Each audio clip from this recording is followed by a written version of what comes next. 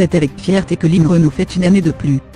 Née le 2 juillet 1928 près d'Armentières dans le Nord, Lynn Renaud n'aurait jamais cru connaître une carrière aussi florissante. J'ai 90 ans aujourd'hui et j'en suis très fière.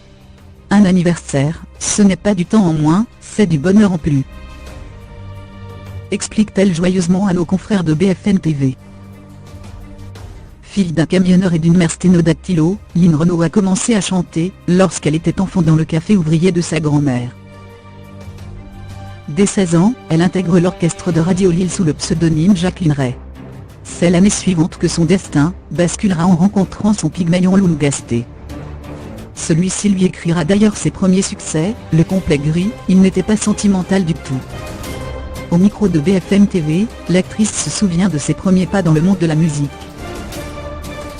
Sur toutes les radios, on n'entendait plus que moi mais on ne connaissait pas mon visage, il n'y avait pas de télé, alors il a eu l'idée que je fasse le tour de France. Dans les années 50, un contrat pour plusieurs shows aux États-Unis lui est proposé. Une parenthèse américaine où la chanteuse a pu rencontrer bon nombre de personnalités de l'époque, Elizabeth Taylor, Cary Grant, Dean Martin ou encore Frank Sinatra.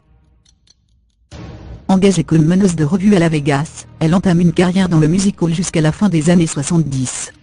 De retour à Paris, Lynn Renaud poursuit sa carrière dans la comédie, que ce soit sur petit ou grand écran.